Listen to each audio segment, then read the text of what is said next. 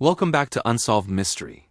If you open a history textbook today, it will tell you that human civilization was a slow, gradual process. We started as hunter-gatherers, slowly learned to farm, and eventually built cities. But what if that story is wrong? What if the first true civilization on Earth didn't evolve slowly, but appeared suddenly, fully formed and possessing knowledge that shouldn't have existed for another 1,000 years? Today, we are traveling back 6,000 years to the dusty plains of modern-day Iraq, to the land known as Mesopotamia. This is the official episode 1 of our 400-day journey. Today, we investigate the mystery of the Sumerians and the controversial entities they called the Anunnaki. Let's step into the past. Around 4,500 BC, in a region that was previously uninhabited, the Sumerian civilization exploded into existence. They didn't just appear as simple farmers. Seemingly overnight, they built massive walled cities. They created the first known system of writing, known as cuneiform. They invented the wheel, the plow, complex mathematics, and the first code of law. They even divided time into 60 seconds and 60 minutes, a system we still use every time we check our watches today. But the mystery isn't just what they built. It is how they knew what they knew. The Sumerians were master astronomers. Without telescopes, without satellites, and without computers, they mapped the stars with terrifying accuracy. They knew the color of the outer planets like Uranus and Neptune planets that our modern scientists only discovered a few hundred years ago. How is that possible?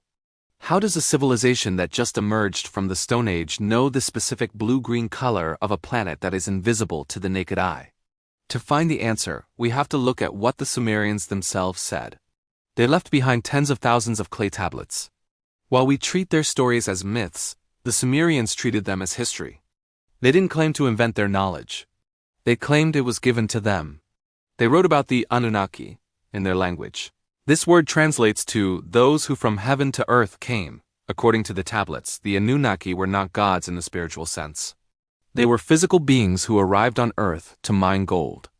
The texts describe them as giants, living for thousands of years, wielding weapons that could destroy mountains and flying in skybirds. One of the most shocking translations comes from the Epic of Atrahasis. It describes a situation where the Anunnaki workers rebelled because the labor of mining was too hard. To solve this, their leaders decided to create a primitive worker to do the job for them. The texts describe a process that sounds suspiciously like genetic engineering. They took the essence of the Anunnaki and mixed it with the clay of the earth to create Adamu, the first man. Is it a coincidence that the Bible, written thousands of years later, also describes the first man, Adam, being made from the dust of the ground? Or are we reading the same story, passed down through different cultures? The evidence of their presence is carved in stone. In the British Museum, there are depictions of these beings holding strange objects that look like modern handbags and wearing what appear to be wristwatches. In their architecture, they built ziggurats, massive pyramid-like structures designed to reach the heavens. These weren't just temples. The Sumerians explicitly called them landing platforms. Skeptics argue that the Anunnaki are just symbolic gods, representations of forces of nature like storms and the sun. They say the advanced astronomical knowledge is just a lucky guess or a misinterpretation of the tablets. But if that is true, why does the Sumerian king list a stone tablet listing their rulers blend history and myth so seamlessly?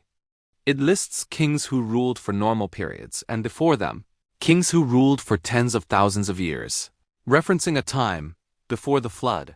The Sumerian civilization vanished almost as mysteriously as it appeared. Their cities were abandoned, buried by the sands of time, and their language was forgotten for millennia. But they left us a message.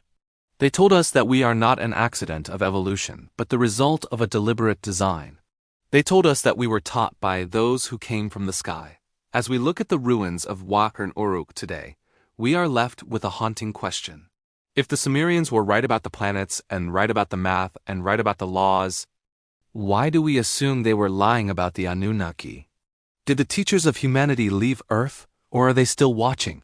And most importantly, if they came here for gold once, will they ever come back? This is just the beginning of our timeline. Tomorrow, we will travel forward to a land of golden sands and massive stone monuments to ask if the Great Sphinx is actually thousands of years older than we think. Like the video, subscribe to my channel, and do not miss to press the bell icon so you do not miss any video of mine.